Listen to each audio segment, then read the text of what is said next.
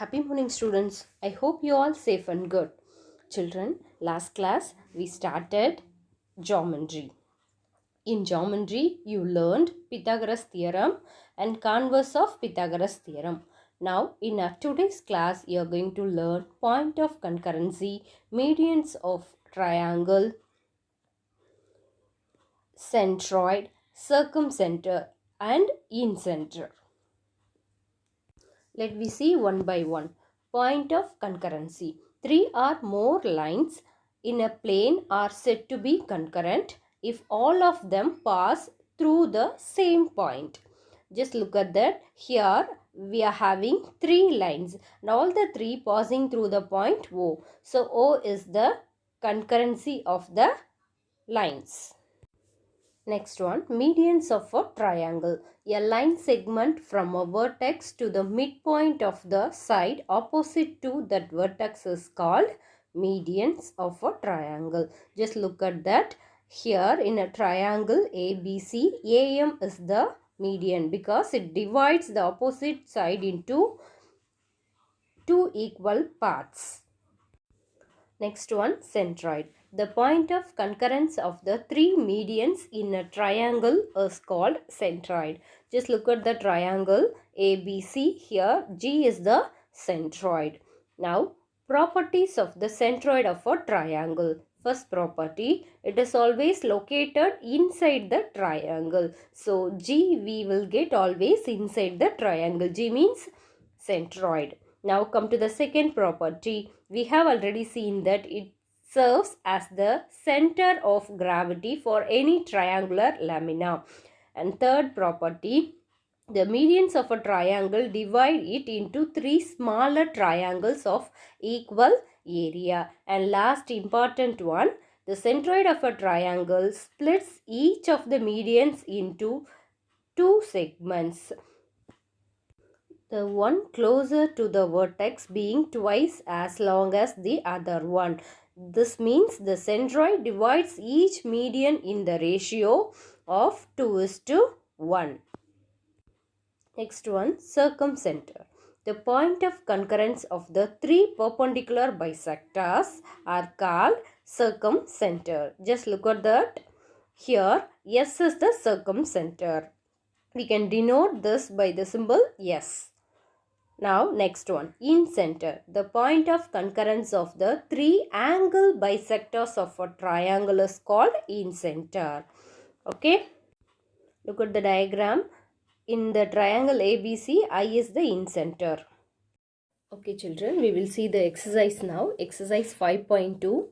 Fourth question. The medians of a triangle cross each other at centroid. So, medians means you have to remember centroid. Okay, concurrency of median is centroid.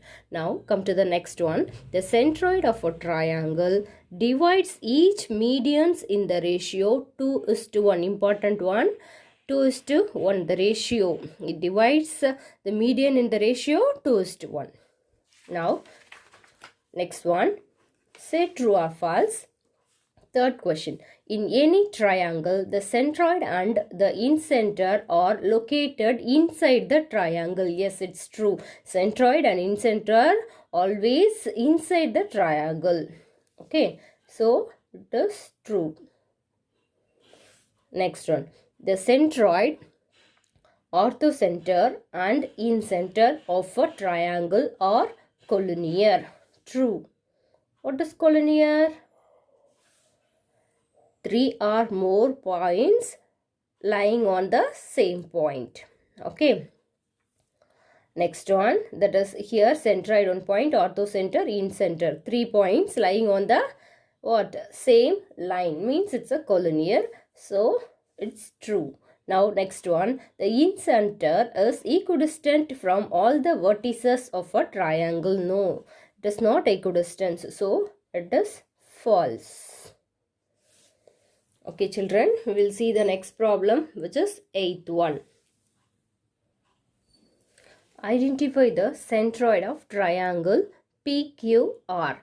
Just look at the diagram given triangle PQR. In triangle PQR, here just given, that is P2 is PT, that is PT is equal to, these two are equal, no? So they are telling it's a midpoint. So PT is equal to TR. Okay. So PT is equal to TR. So we can say what? QT is the median, because median, what? Median is the line segment joining the vertex to the midpoint of the opposite side. So we can say PT is equal to TR. That implies QT is a median. Isn't it? Okay. Now come to the next one. The same triangle, only one triangle we have, no? So in this triangle we are having these two are equal, that is which is given, yes, this one is yes. Okay, so QS is equal to, these two also equal, which means what? PS is the median. So QS is equal to SR. That implies PS is a median. Okay, and PS and QT meet at W, isn't it? QT and PS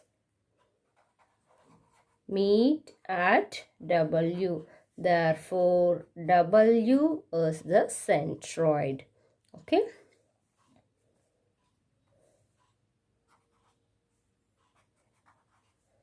Centroid means what?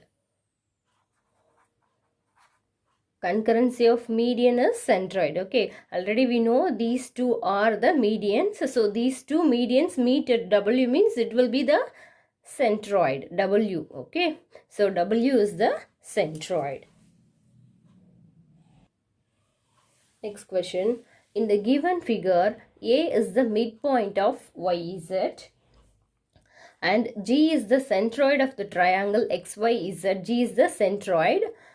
If the length of GA is 3 centimeter, find XA. Okay, they are telling G is the centroid. So it is a midpoint, no? G is the centroid means X is at, that is A is the midpoint means these two will be equal.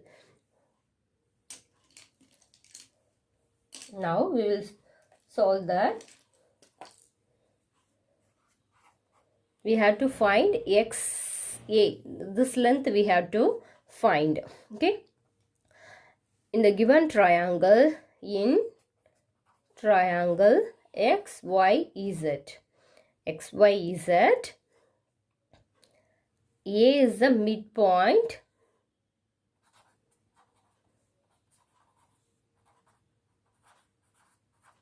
Is the midpoint. So we can take XA is the median, isn't it? We are going to find this length only. Okay, before that we know one condition, centroid, and already they are telling G is the centroid. Given G is the centroid, and we know that centroid divides the median in the ratio 2:1. We know that centroid, here G is the centroid.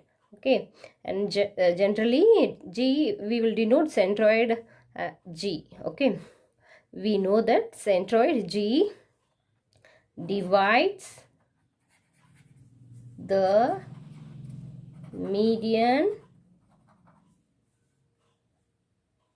in the ratio 2:1. Here which is the median? XA. Okay, so that implies we can take X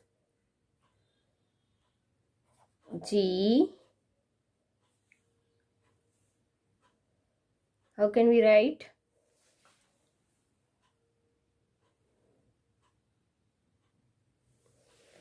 Xg is to GA is equal to 2 is to 1. This ratio we can write as a fraction. No? So Xg by GA is equal to 2 by 1. So Xg is equal to 2 into GA, and we know GA is equal to 3 given, isn't it? So you just substitute the value. Xg is equal to 2 into 3, which is equal to 6. Okay, so we found the value of Xg, which is equal to 6 centimeter, but we have to find XA. So that implies, how can we write XA, median XA? Xg plus GA. So which is equal to Xg found 6. So 6 plus GA is 3. So XA is equal to 9 centimeter. That's all. Next question. If I is the incentre of triangle XYZ, angle IYZ is equal to 30 and angle IZY is equal to 40, and find XYZ, that is we have to find this angle. Okay, so in a triangle, XYZ,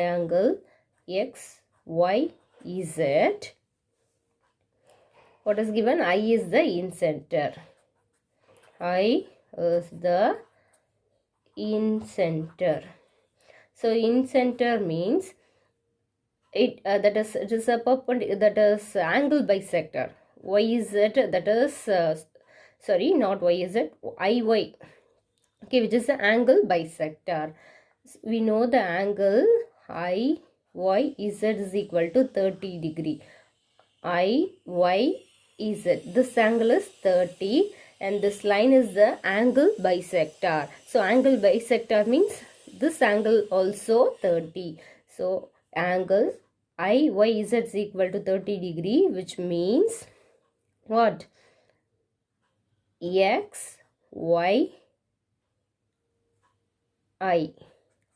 that is also 30 degree. Okay. The same way, we know IZY is equal to 40 degree, which implies here also the same. It's an angle bisector. So we can take XZI also 40 degree. So angle from these two, we can take angle XYZ is equal to, how can we write XYZ? Sum of these two, that is IYZ plus XYI. Okay. So 30 degree plus 30 degree, which is equal to 60 degree. The same way, this one, XZY is equal to, we can take IZY plus XZI. So which is equal to 40 plus 40, 80. Okay, so we found these two angles, Y and Z. We have to find X only. We know the property of triangle, isn't it? Already you learned in your lower classes. Can you say the property, that is angle sum property? Angle sum property of a triangle, that is angle sum by angle sum property. Angle sum property means sum of the three angles in a triangle is 180, isn't it? So angle XYZ plus XZY plus what we have to find? YXZ, the third angle. All the sum of the three angles in a triangle is equal to 180 degree. Which property is known as angle sum property? Okay, we know this one is what? 80 degree plus this one is 60 degree plus we have to find this angle. So just take the same, equal to 180 degree. So YXZ angle YXZ is equal to 180 minus these two, 80 minus 60. So you can take 180 minus 80 and 60 will get 140. Okay, so which is equal to 180 minus 140 means 40 degree. So the third angle is what? 40 degree. That's all. Okay children, I hope you all understood the problems. Just practice all the problems in your rough note. Thank you.